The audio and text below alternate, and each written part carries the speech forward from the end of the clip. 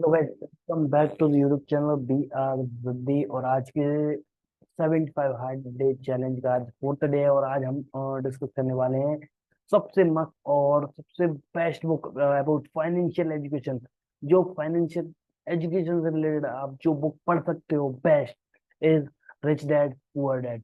तो इस बुक के बारे में हम एक्सप्लेन करेंगे, जो बेस्ट टेकअवेज है मैं वो आपको बताऊंगा।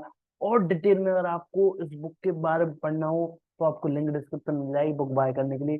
आप जाके बाय कर सकते हो। और इसमें जो जो आपको सीखने को मिलेगा, आप डिटेल में चीजों को पढ़ोगे कि दुनिया कैसे रन करती है, फाइनेंशियल वर्ल्ड कैसे रन करता है। तो जब आप देखोगे पढ़ोगे तो आपको समझ में आएगा how you should plan your financial life. Financial goal किस तरीके से आपको प्लान करना चाहिए, वो सारी बातें आपको इस बुक में देखने को मिल जाएंगी और पढ़ने को मिल जाएंगी। ठीक है। ये one of the best book है रिलेटेड टू फाइनेंशियल एजुकेशन। और ये बुक हर बंदे को पढ़ना चाहिए, अगर आप टीनेजर हो, अगर आप एडल्ट हो, अगर आप आपकी ट्वेंटीज में हो या थर्टीज में हो या फोर्टीज में हो। अगर आपने इस बुक को नहीं पढ़ा तो एक बार नहीं, मैं आपको बोलूंगा दो तीन बार तो कम से कम इस बुक को पढ़ना, जिससे कि आपकी एजुकेशन, आप जिन चीजों को बार बार पढ़ोगे तो आपके दिमाग में बैठेंगी और चीजों को आप अच्छे से अप्लाई कर पाओगे आपकी लाइफ में। ठीक है। और जहां तक रही, मैं आपको एक्सप्लेन करने की कोशिश करूंगा, जो टोटल बुक की समरी है मैं वो आपको डिटेल में एक्सप्लेन करूंगा। ठीक है। इस बुक के ऑथर है हमारे रॉबर्ट कियोसाकी। ठीक है। अब रॉबर्ट कियोसाकी ने rich dad and poor dad book first publish की हुई थी 1997 में, और quickly become a must read for people. और एक मतलब बहुत मतलब वायरल टाइप की रहती ना उस टाइम पे, बहुत ज्यादा वायरल हुई थी ये book, related to investment and money और ग्लोबल इकोनॉमी कैसे रन करती है उससे रिलेटेड। ये बुक ट्रांसलेट हो गई, मतलब हर भाषा में, लगभग लगभग हर भाषा में ये बुक ट्रांसलेटेड हो चुकी थी। और personal best book, first number पे बुक बेस्ट बुक है रिलेटेड टू फाइनेंस। ठीक है। The overreaching theme of rich dad and poor dad is how you use money as a tool for wealth development. और इस book का एक ही गोल है कि आप आपके पैसे को कैसे यूज करते हो, पैसा और पैसा बनाने के लिए, वेल्थ क्रिएट करने के लिए। ठीक है। It destroy the myth that the rich are born.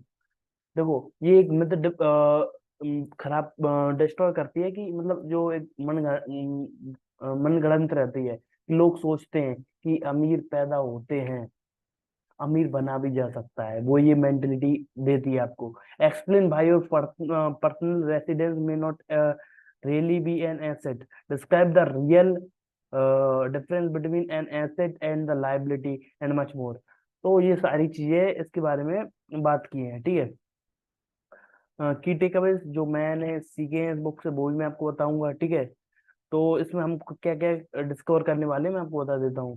ठीक है। 6 लेसन हम डिस्कस करेंगे, फिर उसके बाद 5 ऑब्स्टिकल जो हमारे रास्ते में आते हैं उनके बारे में बताएंगे, जो 10 स्टेप हम फॉलो कर सकते हैं, और एक एक्शनेबल तरीका हम कैसे टू डू लिस्ट बना के एक एक्शन प्लान बना के इस बुक में जो चीजें सीखी हैं उनको कैसे करेंगे। ठीक है।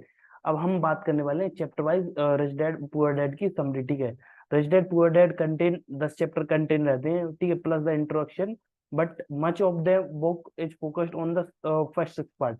और ये पूरी बुक है ना, इसमें 10 पार्ट है, और उसमें स्टार्टिंग के 6 पार्ट है ना, उन पे बहुत ज्यादा फोकस किया गया है। और अगर उन जो 6 पार्टों को अगर आप डिटेल में रीड कर ले तो बाकी ऐसे हैं कि वो आपकी एक अंडरस्टैंडिंग को, जो 6 चैप्टर में पढ़ा है उसकी अंडरस्टैंडिंग को और स्ट्रॉन्ग बनाएंगे आपके बाकी के 4 चैप्टर। ठीक है। तो we will cover the introduction of first 6 lesson, then remaining 4 section later in this review. ठीक है। इस जो वीडियो में हम बात करने वाले हैं, तो पहले हम 6 चैप्टर के बारे में डिटेल में एक्सप्लेन करूंगा आपको। फिर उसके बाद, ठीक है, in this video oh book summary review I am going to tell you about what, कि अभी स्टार्टिंग में हम 6 चैप्टर एक्सप्लेन करेंगे, फिर उसके बाद 4 मैं आपको इसके एंड में बताऊंगा। ठीक है। तो स्टार्ट करते हैं फ्रॉम फर्स्ट चैप्टर। ठीक है। The rich don't work for money. जो अमीर लोग रहते हैं ना, वो पैसे के लिए काम नहीं करते। ठीक है। ये है फर्स्ट चैप्टर का नाम, उसको मैं आगे एक्सप्लेन करूंगा। Chapter 2, why teach financial literacy. हमको क्यों फाइनेंशियल एजुकेशन सिखाना चाहिए, हमारे परिवार में लोगों को, हमको खुद को क्यों सीखना चाहिए। ठीक है। तो ये इंपॉर्टेंट होना चाहिए, अगर आप बड़े हो, अगर आपके 40s में हो या 60s में हो या 50s में हो, आपके बच्चे को आपको फाइनेंशियल एजुकेशन क्यों देना चाहिए, क्योंकि वो फाइनेंशियल एजुकेशन किसी भी स्कूल, कोचिंग क्लासेस, किसी भी MBA फाइनेंस जो भी आप लोग पढ़ते हैं ना, उनको जो रियल फाइनेंशियल एजुकेशन है वो दिया ही नहीं जा सकता। बट उनको बता दीजिए हाँ ऐसी चीजें रन होती हैं, जॉब करोगे फिर पैसा आएगा फिर वो चीजें रहेंगी, तो उस तरीके से चीजें नहीं रहती। हमको फाइनेंशियल एजुकेशन के बारे में सिखाया ही नहीं जाता, क्या लाइबिलिटी रहती है, क्या एसेट रहता है, क्या खरीदना चाहिए क्या नहीं करना चाहिए। ठीक है। Chapter 3 mind your own business, अपने काम से काम रखो। Chapter 4 the history of tax and the power of corporation. देखो जो हिस्ट्री के बारे में, जो टैक्स से रिलेटेड हिस्ट्री है उसके बारे में बात करेंगे, और कॉरपोरेशन क्या रहता है। हाँ, और chapter 5 the rich invent money, अमीर लोगों ने इजाद की थी पैसे को। ठीक है। Chapter 6 work to learn, don't work for money. देखो अगर आप कोई भी काम सीख रहे हो, आप जॉब कर रहे हो, कुछ भी आपके जीवन में लाइफ कर रहे हो, आप बिजनेस कर रहे हो या फिर किसी के अंडर गाइडेंस में इंटर्नशिप कर रहे हो, या फिर कुछ पढ़ाई भी कर रहे हो, कुछ एग्जाम क्लियर करने के लिए, तो आप सिर्फ एग्जाम क्लियर करने के लिए पढ़ाई मत करो, आप सीखने के लिए पढ़ाई करो, तो आपको ऑटोमेटिकली एग्जाम क्लियर हो जाएगा। अगर आप जॉब कर रहे हो, अगर आप सीखते सीखते जॉब करोगे ना, चीजों को अप्लाई करोगे आपकी लाइफ में, और प्रॉपर सीखने की एक जिज्ञासा, एक हंगर आपके अंदर होगी ना, तो आप बहुत तरीके से अच्छे से काम कर पाओगे। अगर पैसों के लिए चीजें करोगे ना, तो उस तरीके से चीजें आप नहीं हो पाएंगी जिस तरीके का आप सोचते हो, और आप फ्यूचर में उतना अचीव नहीं कर पाओगे जितना आप कर सकते हो। ठीक है। इंट्रोडक्शन। ठीक है। रॉबर्ट कियोसाकी के बारे में थोड़ा इंट्रोडक्शन देता हूँ। Rich dad poor dad had two man influential father. ठीक है। रॉबर्ट कियोसाकी की जिंदगी में दो फादर थे। ठीक है। दो मतलब कैरेक्टर थे। ठीक है। Poor dad was Kiyosaki biological father, जो उनके बायोलॉजिकल फादर थे वो पुअर फादर थे। ठीक है। A man who was highly intelligent and very well educated, वो बहुत पढ़े लिखे थे, पीएचडी होल्डर थे, और मतलब बढ़िया थे। ठीक है। Poor dad believed in studying hard and getting good grade. उनके पुअर डैड थे, वो मतलब मेहनत करो, जोर से मेहनत करो, अच्छे नंबर लाओ, 10th में नंबर लाओ, 12th में नंबर लाओ, अच्छे कॉलेज में पढ़ो, एक अच्छी नौकरी ले लो। तो उनकी वो इस तरीके की सोच थी। ठीक है। Then finding a playing job. ठीक है। Good paying job. ठीक है। Despite this seemingly a positive attribute, मतलब बढ़िया बात है positive, poor dad didn't do well financially. और उसके जो रॉबर्ट कियोसाकी जो पिताजी थे, उन्होंने फाइनेंशियली जीवन में कुछ बड़ा नहीं कर पाए थे। ठीक है। वाइल रिच डैड, और जो रिच डैड थे वो is the father of Kiyosaki best friend. और जो रिच डैड थे ना, जो उसके बारे में बात कर रहे हैं हम, ठीक है, वो उसके दोस्त के पिताजी थे। ठीक है। He had a similar to work ethic to Kiyosaki real dad. और जो और कियोसाकी के रियल डैड थे, बायोलॉजिकल डैड थे, उनकी तरह उनके वर्क एथिक थे, but he had a similar work ethic to Kiyosaki real dad, but with a twist. Rich dad believed in financial education, learning how money work. ठीक है। एक twist था। ठीक है। दोनों मेहनत करने वाले थे, बट जो रिच डैड थे उनका एक साइकोलॉजिकल चीज थी, जैसे कि हम किसी उनकी फाइनेंशियल एजुकेशन से रिलेटेड सीखने पे, सेल्फ इम्प्रूवमेंट पे, और फाइनेंशियल चीजें, पैसा कैसे काम करता है, इस पे उनकी अच्छी अंडरस्टैंडिंग थी।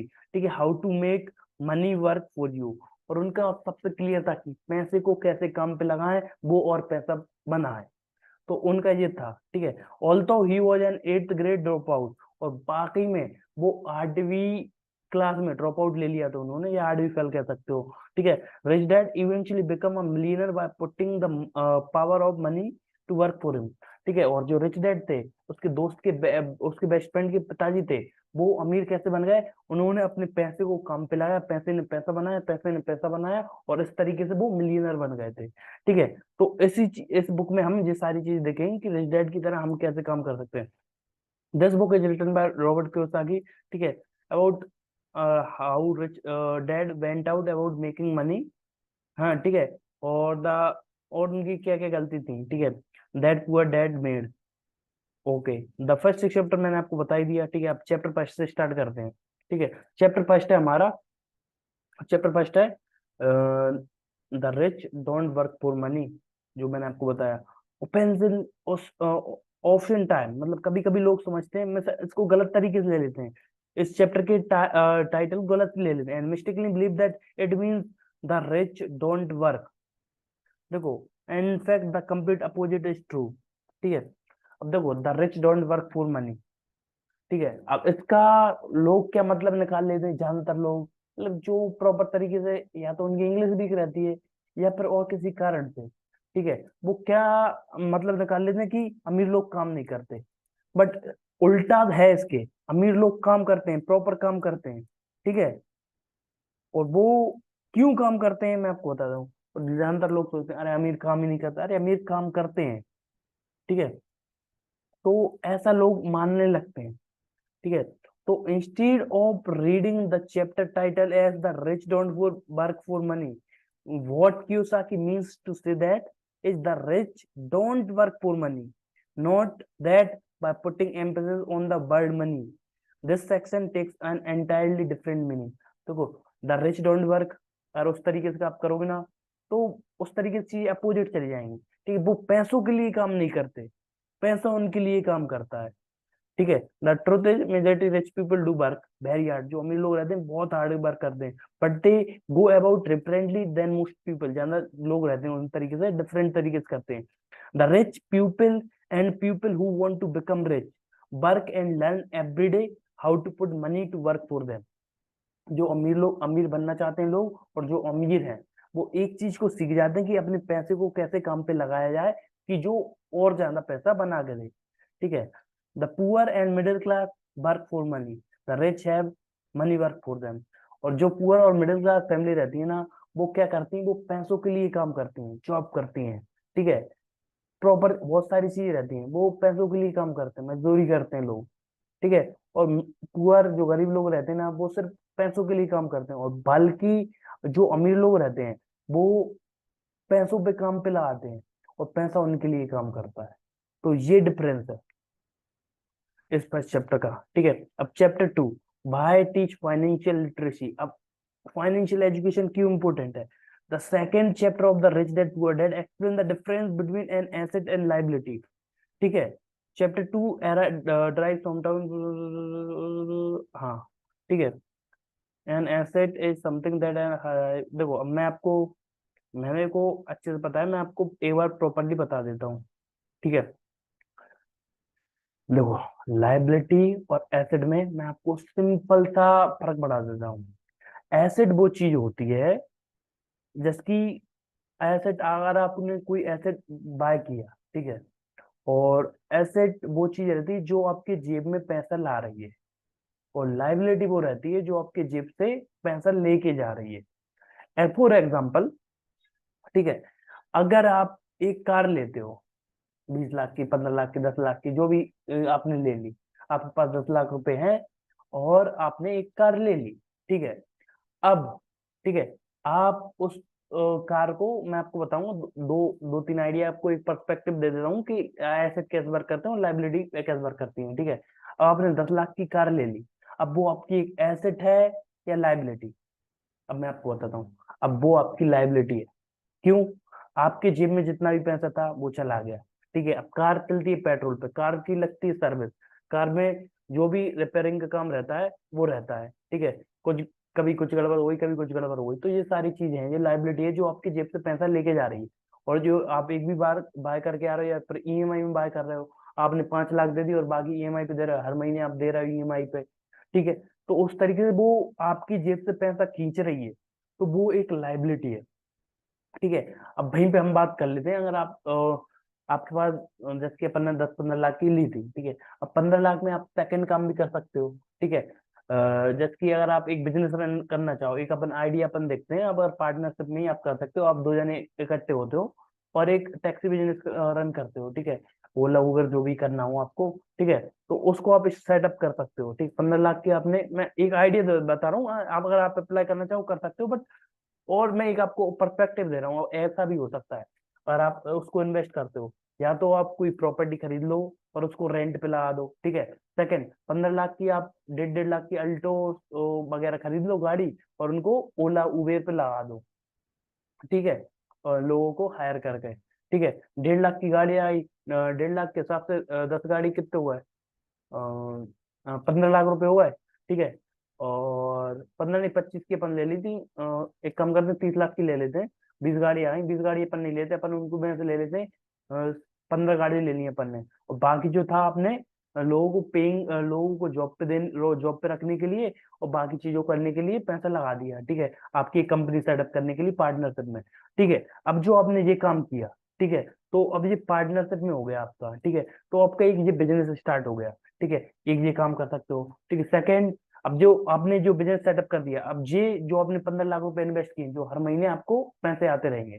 ठीक है। सेकंड काम है, जैसे कि मैंने आपको बताया कि आप एक फ्लैट खरीद सकते हो। ठीक है, प्रॉपर्टी खरीद सकते हो, उस पे बना प्रॉपर्टी खरीद ली और उस पे एक बिल्डिंग बना दी, प्लॉट खरीद लिया, उस पे बिल्डिंग बना दी। ठीक है, और उसमें फ्लैट्स टाइप की बना दिए।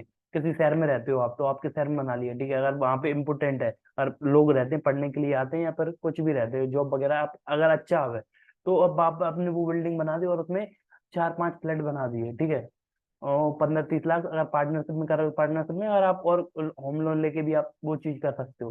ठीक है, अब वो आपने चीज बना दी। अब उस चीज का इम्पोर्टेंस क्या है कि हर महीने जो भी किराया रहेगा, जो भी उसमें रहेंगे, अगर 4 फ्लैट हैं तो 4 फ्लैट के अपन 10,000 के हिसाब से लगा लेते हैं।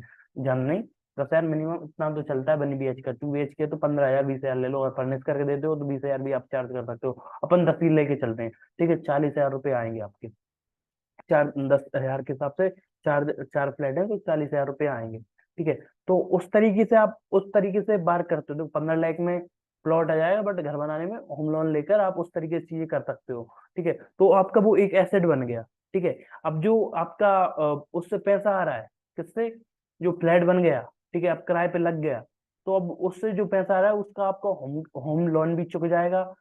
4 से 5 साल में या 2 साल में, 3 साल में, जैसा भी तरीके से आप EMI बनवा के चुकाते हो। ठीक है, तो उस तरीके से आपका एक एसेट बन गया। ठीक है, 4-5 साल बाद फ्री हो जाएगा, वो पूरी प्रॉपर्टी आपकी होगी।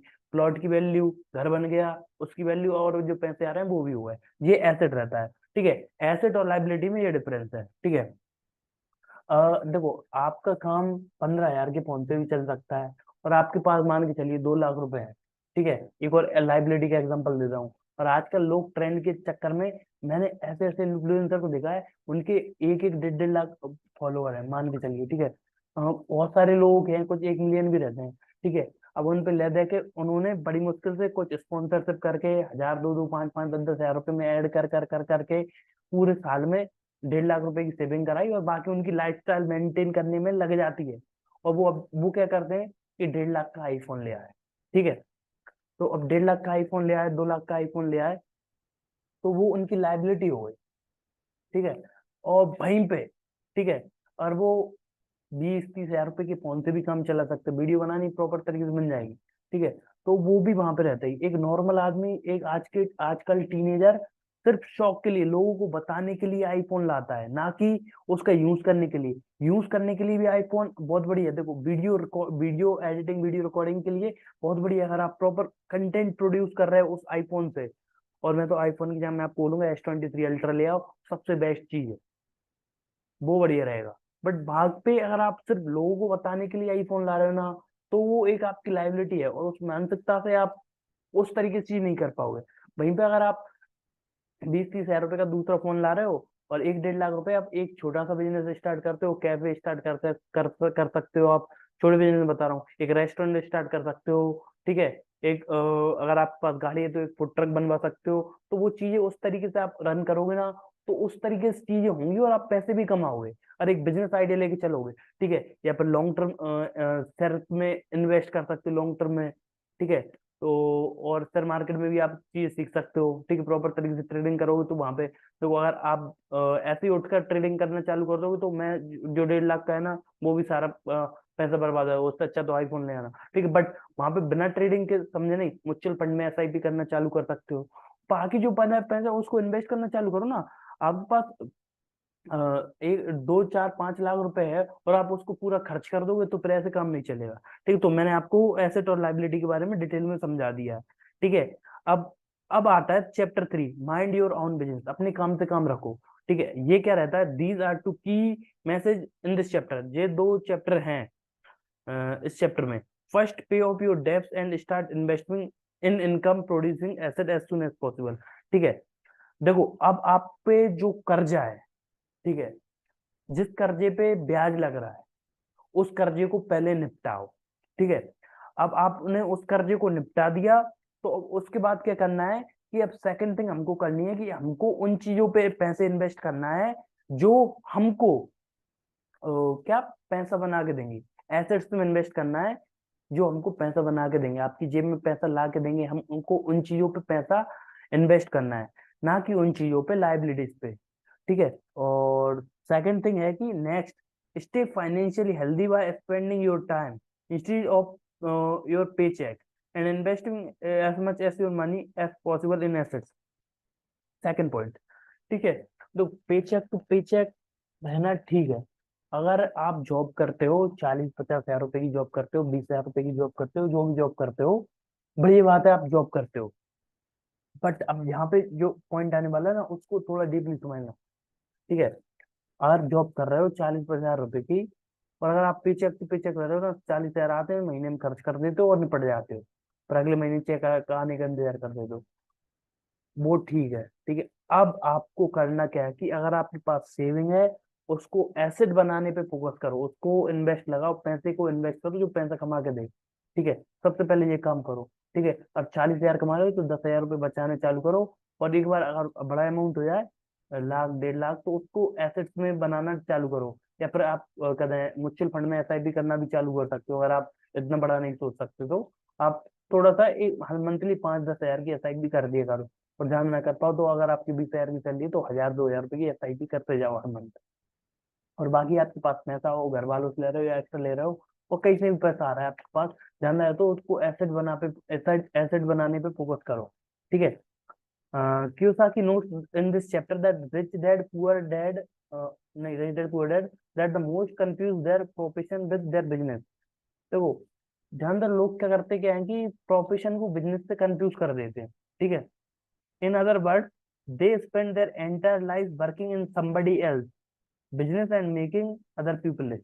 तो ज्यादातर लोग करते क्या है कि दूसरों के लिए काम करते रहते हैं जिंदगी भर, जॉब में, ठीक है, और दूसरों को अमीर बनाते जाते हैं, और खुद वास्तव में गरीब बनते जाते हैं। मैंने ये नहीं कहता कि अगर आपको इमरजेंसी है, अगर आपके जीवन में प्रॉब्लम है बहुत ज्यादा, जॉब करो, ठीक है। अगर आपके अंदर एक पैशन है, एक आग है कुछ करने की, आपका अपना बिजनेस खड़ा करने के लिए, अगर आपका सारा डेब्ट क्लियर है और अगले 6 महीने का, साल भर का आपके पास में ऐसा बचा हुआ है, तो एक बिजनेस स्टार्ट करो। और अगर बिजनेस स्टार्ट नहीं कर सकते तो जो पैसा आ रहा है आपके पास, उसका 50% एसेट बनाने में फोकस करो, ठीक है। One of my favourite quote from this section, okay, the primary reason the majority of the poor and middle class are physically conservative is that they have no financial foundation. They have to cling to their job and play it safe. They can't afford to take risk. ये बड़ी प्यारी बात कही, ये बड़ी अच्छी बात कही इस क्वाड में, ठीक है। ज्यादातर मिडिल क्लास हमेशा किस चीज के पीछे भागते हैं? Safety, safety first, safety always, ठीक है। तो सेफ्टी के पीछे अपना भारत में कितना युवा गवर्नमेंट जॉब के पीछे भाग रहा है, आप बताइए। 5 से 6 साल मैं आपको बताता हूँ, मैं इंदौर में जो देखा मैंने, मुंबई में इतना नहीं देखा, मुंबई में भी है बट ऐसा। और अब कोटा चले जाओ आप, ठीक है। और उसके बाद दिल्ली चले जाओ, मुखर्जी नगर चले जाओ, अगर आप कभी गए हो, मैं तो गया हूँ, मैं आपको बताता हूँ। क्या रहता है कि एक आदमी 12वीं पास करके निकल जाता है इंदौर, किसकी पढ़ाई करने के लिए? एमपीपीएससी यूपीएससी गवर्नमेंट जॉब की पढ़ाई करने के लिए, यूपीएससी करने के लिए मुखर्जी नगर चलते हैं, ऑल ओवर इंडिया से आते हैं लोग, ठीक है। अब वो लोग आते हैं मुखर्जी नगर, अब उनका पर्सपेक्टिव क्या रहता है मैं आपको बताता हूँ। अब उनका गोल रहता है कि उनको गवर्नमेंट जॉब पाना है, और उनकी मानसिकता छोटे से ही है, एक गवर्नमेंट जॉब आ गई, सेफ्टी है हाथ में, और बाकी और का जो टेंशन नहीं है। उसके चक्कर में 12वीं के बाद 3 साल वो पढ़ाई करने के लिए लगा देते हैं। 3 साल में पढ़ाई कंप्लीट हो गई, फर्स्ट टाइम एजुकेशन करते हैं, रिजल्ट नहीं आया, अरे इस बार मैं तैयार नहीं हूँ, अगली बार दूंगा पेपर। एक बार पेपर दी, एक बार नहीं निकला, 5 साल ऐसे निकल गई, 1 साल और निकल गई, 7 साल, ठीक है। और 10 लाख लोग इंटरव्यू दे रहे हैं, और उसमें से सिलेक्शन 2-4 हजार रुपये का आना है, और बाकी लोगों का क्या होगा? आप हमेशा ही ये पॉजिटिव लेके चलते हो कि मेरा तो सिलेक्शन होगा, आप उस माइंड सेट से जा रहे हो, ठीक है। मैंने कि आपका सिलेक्शन हुआ, अगर नहीं हुआ तो मान के चलिए, एक कंडीशन लेके चलिए, 1% आपका सिलेक्शन नहीं होता, वो सिचुएशन भी तो लेके चलोगे ना, ठीक है। सेफ प्ले करना है, बट इतना भी सेफ नहीं खेलना है दादा मेरे, कि आपके पास कोई ऑप्शन ही ना बचे, घर वाले गाली अलग दे, 10 साल से 5 साल से तैयारी कर रही, क्या कर रहे हो है ना, सिलेक्शन हो ना कचूर हो, चार चार गांव वाले, घर वाले, परिवार वाले अलग गाली देंगे, मतलब चिढ़ाएंगे, होगा सिलेक्शन, हो गई पढ़ाई। तो उसके अलावा भी आपको चीजें रखना चाहिए, अपने आप को पर्सनालिटी डेवलप करो, इंग्लिश सीखो, ठीक है, आपकी पर्सनालिटी में कम्युनिकेशन स्किल मस्त करो, ठीक है। और अगर डिजिटल मार्केटिंग से रिलेटेड चीज सीख सकते हो वो सीखो। स्टॉक मार्केट में इंटरेस्ट है, स्टॉक मार्केट करो। यूट्यूब से रिलेटेड है तो यूट्यूब करो। बट एक साइड में अपना काम करते रहो, जिससे कि अगर आप जो जॉब की तैयारी कर रहे हो, ठीक है, गवर्नमेंट जॉब की तैयारी, ये गवर्नमेंट जॉब वालों के लिए स्पेशली बोल रहा हूँ मैं, ठीक है। अगर नहीं हुआ तो वो सिचुएशन लेके चलो ना बाबू। पापा की जमीन है, हमको पता है, ठीक है। अगर आप इतनी मेहनत करने के बाद 7-8 साल की पढ़ाई, और उस पढ़ाई पे 15 से 20 लाख रुपए निपटाने के बाद जो पापा करते हैं वही तुम कर रहे हो, तो भाई साहब तुम्हारी पढ़ाई का कोई मतलब नहीं है। 15 लाख रुपए, 20 लाख रुपए तुम्हारे ऊपर बर्बाद है पापा के। इससे अच्छा तो पहले से ही कुछ कर लेते। इससे अच्छा जो आस पास के गाँव से करते और ऑनलाइन पढ़ाई करते और बाकी सब हो जाता। तो उस मानसिकता को छोड़ना पड़ेगा तुमको। देखो, और ये सबसे बड़ी प्रॉब्लम है मिडिल क्लास फैमिली की। ये तो मैंने अच्छे घर वालों को बता दिया, ठीक है। ज्यादातर लोगों की जमीनें बिक जाती हैं, जिसके पास 5-10 बीघा 15 बीघा रहती है ना, वो बाप अपने बेटे को पढ़ाई कराने के लिए जमीन तक बेच देता है, जमीन गिरवी रख देता है, गहने गिरवी रख देती है उसकी माँ। तो वो चीजें आपको देखनी पड़ेंगी। अगर आप सोचो कि आप आराम से बैठ कर खा रहे हो और घर पर कोई टेंशन नहीं, घर पर आपकी वो सिचुएशन नहीं देखते। जब आप कॉल पे बात करते हो, पापा बोलते हैं खाना खा लिए, सब चीज बढ़िया चल रही, तेरी पढ़ाई कैसे चल रही है, और तुम सट्टा मार के मैं बोलूंगा नहीं दारू पी के बैठे हो, या फिर अगर आप पढ़ाई भी कर रहे हो, ठीक है, तो आपको इतनी टेंशन नहीं है। हाँ पापा पढ़ाई चल रही है, देख रहा हूँ मैं, 2-4 घंटे पढ़ाई कर रहे हो, पढ़ाई भी कर रहे हो तो सीरियस तरीके से करो, बट चीजों को उस तरीके से भी लेना चालू करो। क्योंकि अगर आप उस तरीके से चीजें नहीं लोगे ना, तो आप हमेशा दुविधा में फंसे रहोगे। जब आपके पास सिलेक्शन नहीं हो, जब डिमोटिवेट हो गए, मैंने माना चलो एक बार नहीं हुआ, 2 बार नहीं हुआ, तीसरी बार हो गया आपका सिलेक्शन। बहुत कम लोगों का होता है यार। यूपीएससी के चक्कर में हजारों लोगों की जिंदगी आबाद हुई है, तो लाखों की बर्बाद हुई। तो उस चीजों को देखना चालू करो, एक नया पर्सपेक्टिव दो अपने आप की सोच को, कि मैं बिजनेस में क्या कर सकता हूँ, मैं कुछ मेरे एसेट कैसे बिल्ड कर सकता हूँ। मैं जो पापा कर रहे हैं उसके पापा के बिजनेस में क्या एक ऐसी चीज ऐड कर सकता हूँ जो पापा के जेब में पैसे ला के दे सके।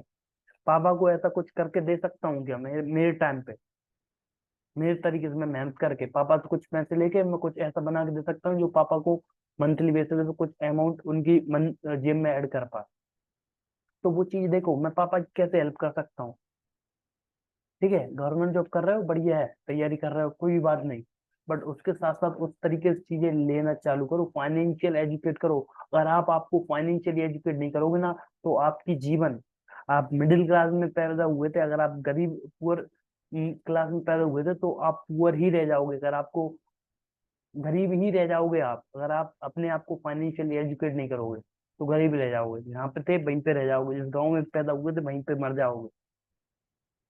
तो उस तरीके से आप चीजों को लेना चालू करो। देखो, अगर आपको पैसा कमाना है, अगर अपने घर को समृद्ध बनाना है, पापा के कंधों से बोझ हल्का करना है, पापा को लगना चाहिए कि बेटा कुछ काम कर रहा है, तो अपने आप को फाइनेंशियल एजुकेशन दो। पैसा बहुत इंपॉर्टेंट है। तो ये सारी चीजें मैंने आपको बहुत डिटेल में एक्सप्लेन कर दी, जो समरी में थी, ठीक है। और यही सारी चीजें आपको बुक में भी पढ़ने को मिलेंगी। आप चैप्टर 4 पे आते हैं, ठीक है, the history of taxes and the power of corporation. ठीक है, इसको मैं एक बार में पढ़ लेता हूँ, फिर मैं आपको बताता हूँ, ठीक है। When reading this chapter, it's important to keep in mind Kiyosaki Rich Dad Poor Dad as a motivational book, not to provide expert and financial tax advice। ठीक है, तो रॉबर्ट कियोसाकी थे ना, उन्होंने प्रॉपर फाइनेंशियल कदम tax से related कुछ नहीं बोला था। बट उन्होंने ये बुक लिखी है फाइनेंशियल एजुकेशन से रिलेटेड। ये सीधी सी बात मैंने आपको पहले ही बता दी थी, ठीक है। For example, Kiyosaki writes about the time he bought a Porsche and treated it as a business expense, using before tax dollar buying a high end luxury car when a much less expensive make and model would do could put an investor on fast track IRS audit।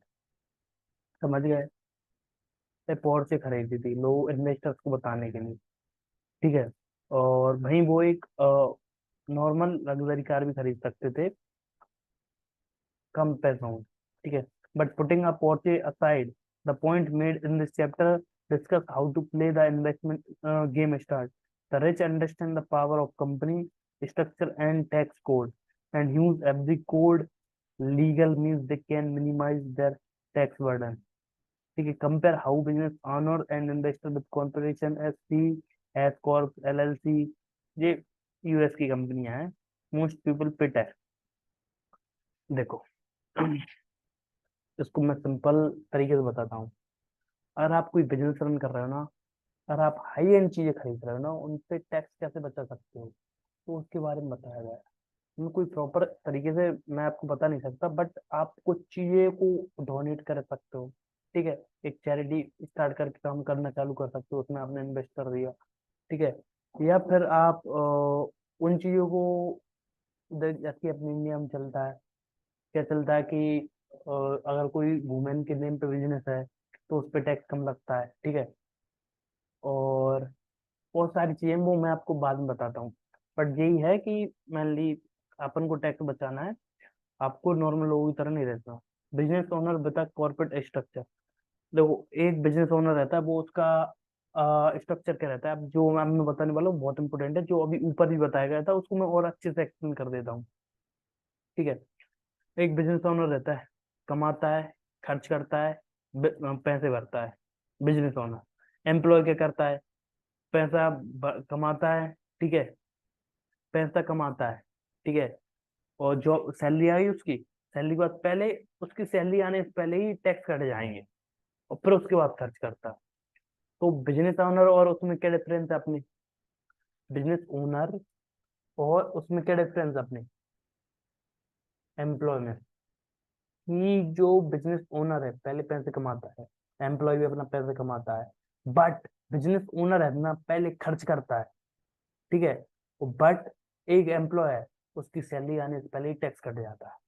ठीक है, और फिर business owner रहता है ना सबसे last में tax भरता है, और बट जो एम्प्लॉय रहता है ना वो तीसरे नंबर पे कमाता है। Notice that employ who work for somebody else spend their money post tax while business, जो मैंने आपको अभी एक्सप्लेन किया है। Chapter 4 also cover the four main component of what Kiyosaki calls financial IQ. Financial IQ क्या है उसके बारे में ये फोर चीजें बताई गई हैं, accounting, investment strategy, market law and law. ठीक है, as rich dad poor dad remind us understanding the legal tax advantages significantly contribute building long term wealth. ठीक है, देखो, रॉबर्ट क्योसाकी की ये बुक है ना, हमको लीगली हम कैसे अपना पैसा बचा सकते हैं उसके ऊपर के रिगार्डिंग भी बताते हैं, ना कि ब्लैक मनी में ना कर। ठीक है, for insurance instance the corporation can pay expenses before paying taxes where an employee gets, जो मैंने आपको समझाया है वही है। ठीक है, ये फोर्थ चैप्टर कंप्लीट होता है अपना।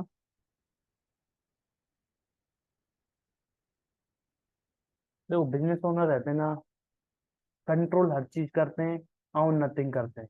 जहाँ की मिडिल क्लास फैमिली उन चीजें करती है और कंट्रोल उनको बहुत कम करती है। Chapter 5 the rich invent money. ठीक है, inventing money means finding opportunity और deals that other people don't have the skill, knowledge और रिसोर्सेज और कॉन्टेक्ट फॉर। ठीक है, investing packages are bought by, नहीं समझे, मैं एक बार समझाऊं क्या, चलो ठीक है मैं आपको समझा देता हूँ। ठीक है, द रिच, पैसा इन्वेंट करने का मतलब पैसा बनाने का, अमीरों का क्या है, इस चैप्टर का नाम द रिच इन्वेंट मनी। कि जो अमीर लोग रहते हैं ना, वो पैसे बनाने की अपॉर्चुनिटी ढूंढते रहते हैं, कहाँ पे मिलती है, ओ ऐसे करके वो पैसे बनाने की अपॉर्चुनिटी ढूंढते हैं।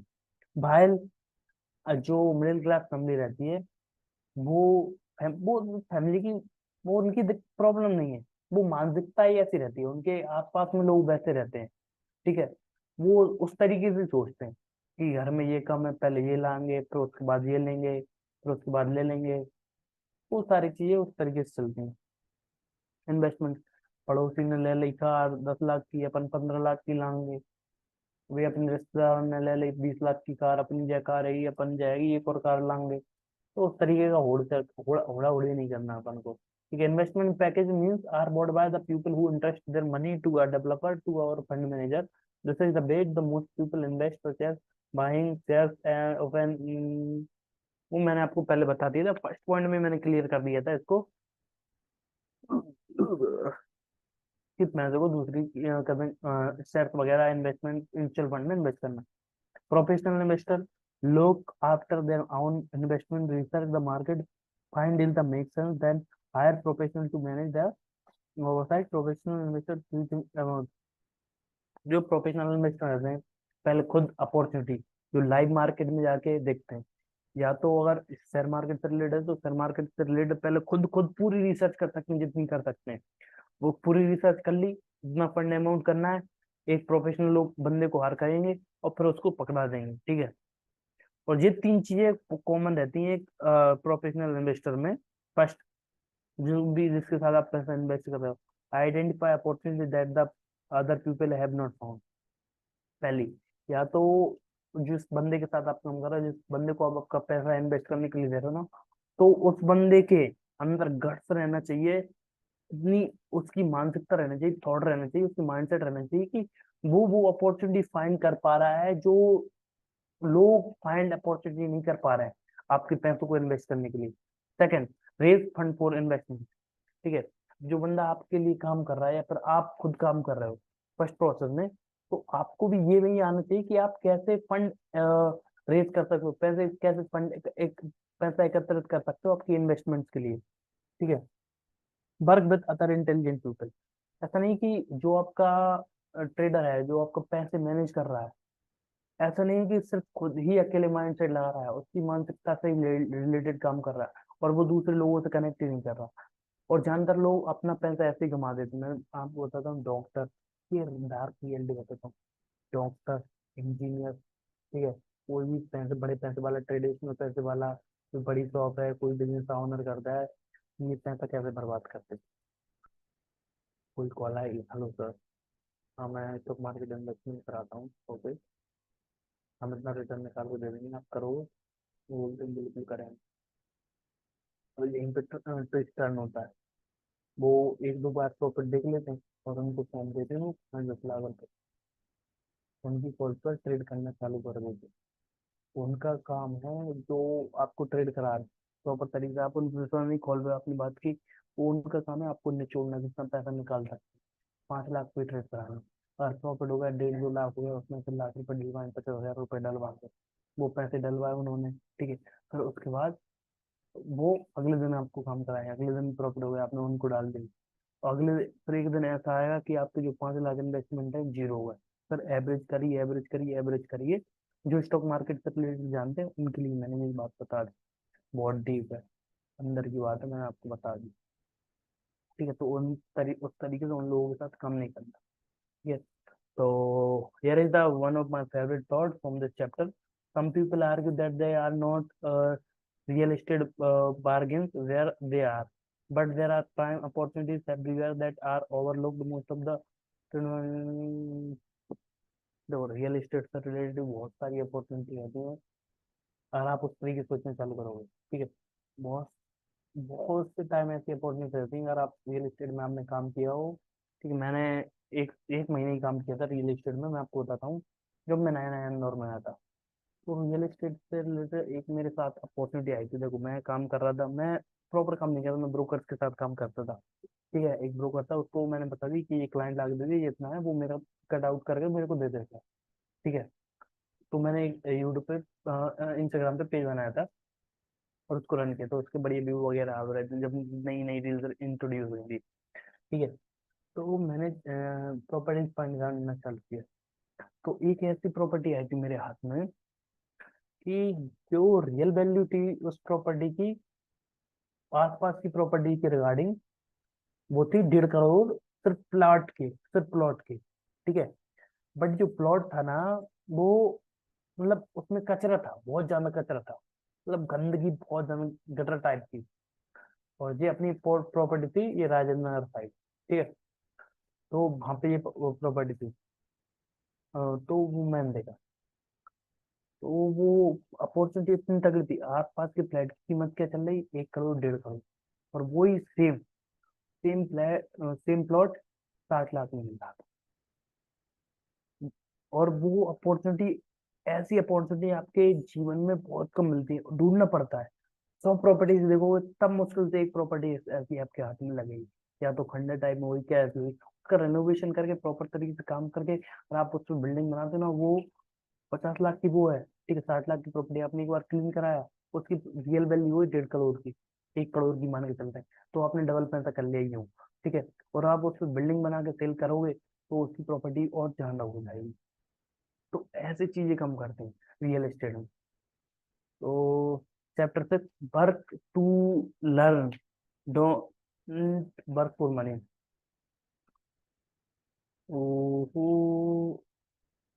ठीक है, तो अब मैं आपको बताता हूँ। मैंने आपको पहले भी बताया कि पैसों के लिए काम करना बंद करो, सीखने के लिए काम करना चालू करो, ठीक है।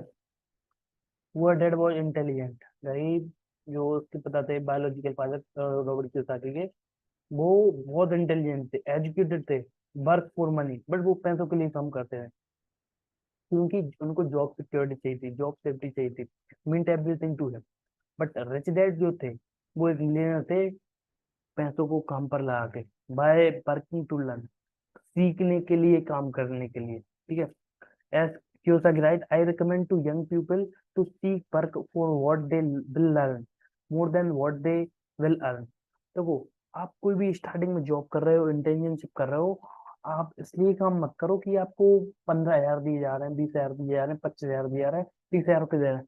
और आपको एक दो ऑप्शन मिले, एक जगह आपको 20,000 रुपये दे जा रहे हैं, दिए जा रहे हैं, और आपको सीखने को बहुत कुछ मिल रहा है, और सेम एक जगह आपको 25,000 दिए जा रहे हैं, सिर्फ काम कराया जा रहा है 9 बजे से लेकर 6-7 बजे तक। तो आप कौन सा चूज करो? एक हिसाब से मैं आपको बताता हूँ, एक कॉमन अंडरस्टैंडिंग के हिसाब से आप 25,000 वाला काम चूज कर लोगे, बट वो आपको नहीं करना। Same same same happened with me, ठीक है। मैंने अभी मतलब लगभग 6 महीने जॉब की है, ठीक है। तो मेरे पास सेम अपॉर्चुनिटी आई थी, एक 25,000 की आई थी और एक 16,000 की आई थी। और 16,000 की वो जॉब अपॉर्चुनिटी थी, मतलब जिस फील्ड में मुझको काम करना था, जिसमें मुझको सीखना था, ठीक है। तो मैंने वो अपॉर्चुनिटी ज्वाइन करी और मैंने सीखा। 16,000 थी मेरी, ठीक है। बट 3 महीने के अंदर वही सेम जॉब मेरे को 30,000 पे कर रही थी, और प्लस इंसेंटिव लगता उसमें, जितनी ज्यादा सेल्स उतना ज्यादा पैसा। 10 लाख पे, 1 लाख पे 10,000 रुपये, ठीक है। तो ये इंसेंटिव का काम था, सेल्स वाला काम था, ठीक है। तो सेल्स भी मेरे को सीखनी थी, कोल्ड कॉलिंग सीखनी थी, तो मैं वहां से सीखा। और 3 महीने के अंदर मैं वहां पे मैनेजर, 3 नहीं, 4.5 महीने के अंदर मैं उस पर मैनेजर की पोजीशन पे आया। मैंने बिजनेस एनालिस्ट से स्टार्ट किया था, सीनियर है बिजनेस एनालिस्ट होना, फिर उसके बाद टीम लीडर बना, टीम लीडर के बाद फिर मैनेजर बन गया। मेरी टीम में 7-8 लोग थे। तो ये तरीका रहता है। और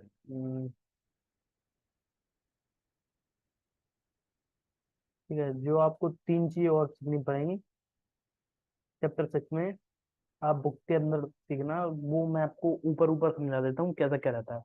चैप्टर 6 है कैश फ्लो मैनेजमेंट, पैसे कैसे वर्क करता है, कैश फ्लो कितना आ रहा है, कितना जा रहा है, ठीक है। और इस चीज को आप समझ गए, कैश फ्लो को समझ गए, कहाँ से आ रहा है, कहाँ जा रहा है, कितना खर्चा हो रहा है, कितना नहीं हो रहा, और कहाँ से पैसा और आ सकता है, कैश फ्लो को समझ गए, तो आप सब, आपका सारा काम आसान हो जाएगा। सिस्टम मैनेजमेंट, सिस्टम कैसे वर्क करना चाहिए, वो सारी चीज सीखना है आपको। और थर्ड, पीपल मैनेजमेंट, अगर लोगों को मैनेज करना सीखा तो सारी चीज हो जाएगी। अब 7 चैप्टर है ओवरकमिंग ऑब्स्टिकल, ठीक है। President Quoted begins by noting that the primary difference between a rich person and a poor person is how they manage fear, ठीक है। एक अमीर आदमी और गरीब आदमी में क्या रहता है डिफरेंस, कि जो अमीर आदमी है ना, वो रहता है ना, वो नोट करता है कि प्राइमरी डिफरेंस क्या है लोगों में, वो अपने डर को कैसे मैनेज करते हैं, ठीक है। Robert Kiyosaki is not talking about the type of fear that some people have been going to dentist, watching movies और फलाना ढिकाना। वो उस डर के बारे में बात नहीं कर रहे हैं, आपको भूतों से डर लगता है, डाकुओं से डर लगता है, भूत वाली मूवीज से डर लगता है, वो हॉरर मूवीज देख नहीं सकते, वो उस डर के बारे में नहीं बात कर रहे हैं। वो बात कर रहे हैं fear of losing out, fear of losing money, of handling the fear, इसके बारे में बात कर रहे हैं। It is one of the 5 biggest obstacle that face on the path becoming financial education, ठीक है। फियर फर्स्ट, ठीक है। कुटिलता। Third, laziness. Fourth, bad habits और एरोगेंस, ठीक है। पहला fear, पहला डर रहता है कि losing money impact in investing life, and so is the far. Along with that, Kiyosaki knows that he never met a rich person who has never lost money, but he is the met plenty of poor people who have never lost a dime. देखो भैया, मैंने इसको ऊपर ही बताया था, अब मैं नीचे बता रहा हूँ। रिच रॉबर्ट कियोसाकी ऐसे किसी भी बंदे से नहीं मिले, अमीर अमीर बंदे से, जिसने अपने पैसे लू- गवाए ना हो, खोए ना हो, लूज ना किए हो। ठीक है। बट रॉबर्ट कियोसाकी ऐसे हजारों गरीबों से मिल चुके हैं जो अपने पैसे एक सिंगल पेनी नहीं कमाए, करने लूज किए, बट उनको डर लगता है इन्वेस्ट करने। तो ये है scenario. Everybody has doubt that effect confidence. सब बनने के बाद डाउट रहते हैं, उनको ट्रैप करते हैं, कभी डर लगता है उनको, friends family content reminding of them putting short coming. Friend family लोग उनको रिमाइंड करते हैं, पैसे भरने हैं, किराया आ रहा है, फलाना ढिकाना, अगले महीने का रेंट भरना है, बिजली बिल भरना है, इस तरह चीजें उनको रिमाइंड करते रहते हैं। और वो उस तरीके से फंस जाते हैं उन चीजों में। लेजीनेस, अरे काम तो बहुत सारे हमारे अंदर, एक मैं आपको बताता हूँ, लेजीनेस हर बंदे के अंदर लेजीनेस भर भर के भरा है। उसको ज्यादा देर सोना है, ज्यादा देर काम नहीं करना है, तो वो सारी चीजें रहती हैं। लेजीनेस आपको अंदर से किल करती है। अरे कल से काम करूंगा, अरे जॉब ही तो है, ज्वाइन कर लूंगा, ठीक है, अरे इन्वेस्टिंग ही तो स्टार्ट करना है, कर लेंगे। वो ऐसे काम नहीं होता, तो उस चीज को समझो आप। बैड हैबिट, बुरी आदतें। बैड हैबिट से रिलेटेड मैंने आपको पहले ही बताऊं, ठीक है, बैड हैबिट्स में क्या क्या आता है इसमें और बताऊं थोड़ा, फाइनेंशियल एजुकेशन के लिए। Habits control behavior. For example, most people pay their bills first before they pay with themselves. The result is that there is usually little left over and देखो, ज्यादातर लोग करते क्या है, मतलब 99% लोग ये करते हैं, पहले बिल पे करते हैं।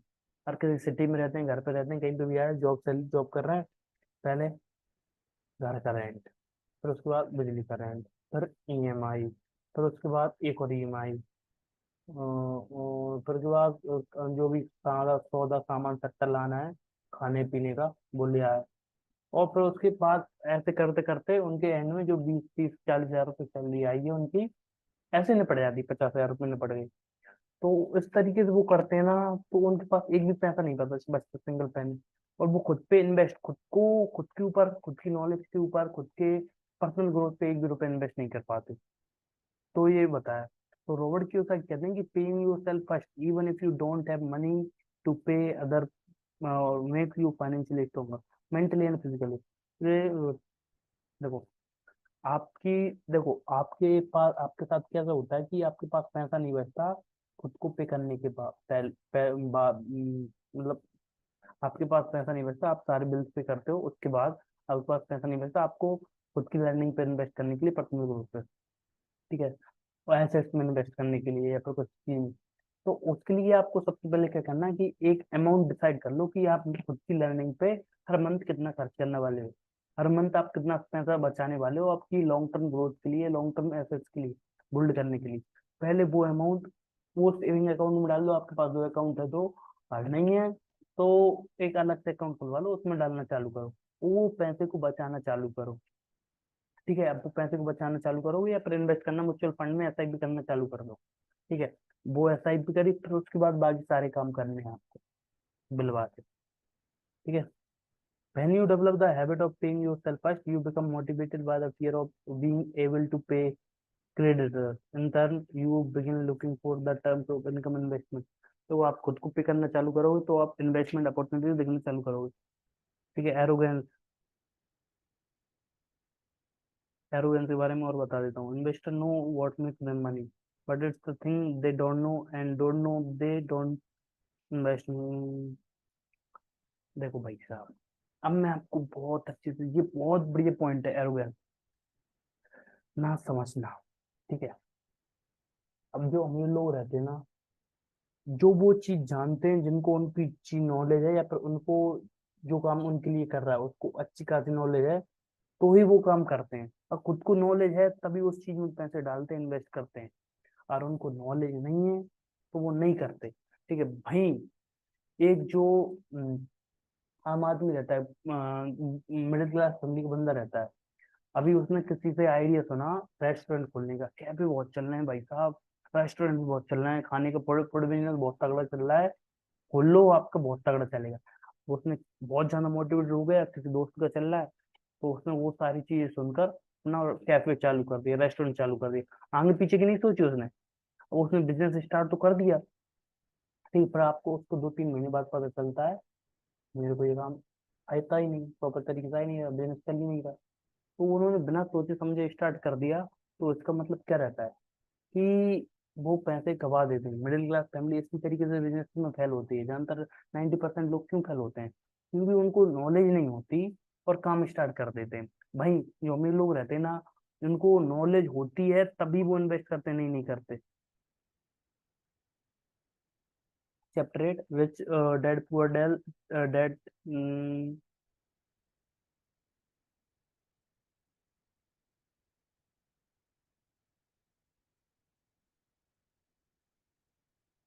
अरे इस चैप्टर में बताएगा, एक मिनट और पढ़ लेता हूँ।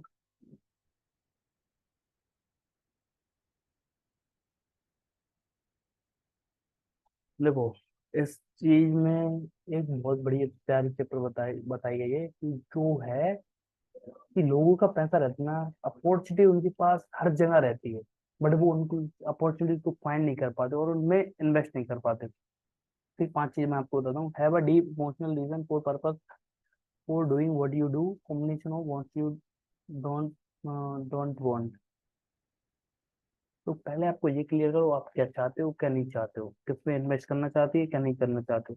ठीक है, आपका पर्पस क्या है लाइफ में। ठीक है, जो भी आप काम कर रहे हो करने के पीछे। ठीक है, second, understand the power of choice and choose daily what to do, including choosing the right habits और एजुकेटिंग योरसेल्फ। तो हर दिन आपके पास अपॉर्चुनिटीज आती हैं, आपके पास चॉइसेस रहती हैं कि आपको क्या करना चाहिए क्या नहीं करना चाहिए। डेली आपके पास अपॉर्चुनिटीज आती है, तो उन चीजों को आप किस तरीके से डील करते हो, तो वो चीजें रहती हैं। ठीक है, तो इसको आपको करना है। ठीक है, और आगे जाते हैं। हर चॉइस को आपको लेना, देखो ये चॉइस जो मैं ले रहा हूँ, जैसे कि अभी मेरे पास अपॉर्चुनिटीज होती, अभी आज जैसे कि डे 5 है, तो मैं आज वीडियो नहीं बना पाया था। ठीक है, तो 10 बजे तक मैं 10 बजे से पहले वीडियो बना के डाल देता हूँ 8 बजे। ठीक है, तो ऑफिस से मैं छूटा लेट, 7 बजे छूटा, फिर 5 बजे छूट जाता हूँ। ठीक है, तो मैं आते आते 8 बज गए थे। ठीक है, आते आते 8 बजे, तो मैंने सोचा कि वीडियो बनाई जाए नहीं बनाई जाए नहीं बनाई जाए, क्या किया जाए। तो मैंने डिसाइड किया कि वीडियो तो बनेगी जो भी हो, भले एडिटिंग ना हो उसमें, बट वीडियो बनेगी और डालेगी। 75 हार्ड डे का चैलेंज है। मैंने चॉइस किया कि मेरे को वीडियो बनाना है, बाकी बाकी बाद में काम कर लेंगे, जो भी काम रहेगा। तो मैंने चूज किया कि मेरे को खुद को बेटर बनाना है, और मेरे को पास अपॉर्चुनिटी रहती है कि एक मूवी देखूं या फिर बुक पढूं, तो मैं बुक पढ़ता हूँ। और मूवी भी देख रहा हूँ ना, तो उस चीज से रिलेटेड मूवी देखता हूँ जो मेरे को सीखना है। जिसकी फॉर एग्जाम्पल, जिसकी आपको एंटरटेनमेंट पसंद है, ठीक है, तो वो आप मूवी किस तरीके से देखते हो कि हाँ ये फैंटेस्टिक सीन आ गया, ये क्या डायलॉग मारा। तो अगर उन चीजों को देखो ना, जिस तरीके से वो लाइव बता रहे हैं, जिस तरीके से वो कैमरा घूम रहा है, लोगों की लाइफ के रिगार्डिंग बजा रहा है, लोगों पे फोकस करो, उनका बिहेवियर कैसा चल रहा है, तो उन चीजों पे नोटिस करना चालू करोगे ना, तब आप रियल में जो मूवी देख रहे हैं ना उसको देखने का सार निकलेगा। सिर्फ एंटरटेनमेंट पर्पज से मूवी देख रहे हो ना, तो मत देखो, कोई मतलब नहीं। Choose your friend carefully, everything the power of the. सबसे इम्पोर्टेंट मैं आपको बता देता हूँ, देखो जो आपके दोस्त हैं उनको केयरफुली चूज करो, क्योंकि you are the average of the 5 people with whom you spend most of the time. आप उन लोगों के एवरेज होते हो जिनके साथ आप टाइम स्पेंड कर रहे हो। ठीक है, और 5 समझदार लोगों के साथ समय स्पेंड कर रहे हो ना, तो 6 भी समझदार आप हो। 5 लोगों के साथ, 5 गरीबों, 5 मिडिल क्लास फैमिली के दोस्त के साथ टाइम स्पेंड करो, 6 मिडिल क्लास आप ही हुए। ठीक है, fourth, master the power of learning quickly and develop a formula of making money. जल्दी सीखे ना, पैसे कमाने पे ध्यान देना चालू करो। पे योर सेल्फ फर्स्ट, देखो पे योर सेल्फ फर्स्ट, आपको फर्स्ट पे करना है, सेल्फ डिसिप्लिन सीखना है, कैश फ्लो समझना है, पीपल लोगों को, और ये एक्शन स्टेप्स होता हूँ जो जो अपन को करना है, जो करना चालू करो। ठीक है, खुद को पे करना चालू करो। कैश फ्लो संभालो। Select great people for your team. तो उन लोगों को चूज करो जो आपके साथ पैशनेटली काम करते हैं। आप वो उनका खुद का भविष्य आपके साथ देखते हैं, आपकी कंपनी के लिए काम करना चाहते हैं। ना कि उन लोगों के लिए, डिमोटिवेट लोगों के लिए जिनकी एज 30 साल हो गई, 25 साल हो गई, 35 साल हो गई, और वो सिर्फ पैसे के लिए काम करना चाहते हैं। या फिर जो टीनेजर्स रहते हैं, 20s में रहते हैं, वो सिर्फ पैसे के लिए काम करना चाहते हैं। आपको लोगों को परखना पड़ेगा। 35 साल का अगर बंदा है, उसके अंदर जुनून है, उसको हायर करो। 30 साल का है, हायर करो, उसके अंदर जुनून है। और 20 साल का भी बंदा है जो आपको बेस्ट दे सकता है, उसको हायर करो। ठीक है। एट टास्क 6 7 है, how fast do I get my money back by focusing on the return of the investment. तो जो भी आप इन्वेस्टमेंट कर रहे हो, ठीक है, आप जिसकी मान के चलिए 10 लाख की इन्वेस्टमेंट कर रहे हो, ठीक है, उस 10 लाख की इन्वेस्टमेंट से आप कितने समय में, आपका जो पैसा है इन्वेस्टेड है, वो कितने समय में बाहर निकल पाएगा उस इन्वेस्टमेंट से। टाइम निकालो, 2 साल, 4 साल, 5 साल, तो वो चीज आपको निकालनी है। It use money generated by asset you own to buy luxury by focusing on self. तो ये बहुत प्यारी बात कही। क्या बात कही, मैं आपको बताता हूँ कि अगर आपको लग्जरी चीज खरीदना है, आपको आईफोन खरीदना है, आपको बड़ी कार खरीदनी है, लग्जरी कार खरीदनी है, ओडी खरीदनी है, बीएमडब्ल्यू खरीदनी है, तो आप उन पैसों से खरीदना जो पैसे आपके एसेट से आ रहे हैं। ठीक है। पहले जो आपके पास पैसा आ रहा है उसको एसेट में इन्वेस्ट करना है। ठीक है। अब एसेट में आपने इन्वेस्ट कर दिया, ठीक है, अब एसेट से जो पैसा आ रहा है, आप एसेट बनाने पे भी फोकस कर सकते हो, बट आपके पास एक अमाउंट आप लेकर उस पर इन्वेस्ट करो। किस पे? आपके लग्जरी जो भी आप ऑन करना चाहते हो, जो भी खरीदना चाहते हो, तो एसेट से पैसा आया ना, उसको पे करना चालू करो। ठीक है। तो then have a role model to follow, tap into your power. एक रोल मॉडल बनाओ, उसको फॉलो करो। ठीक है।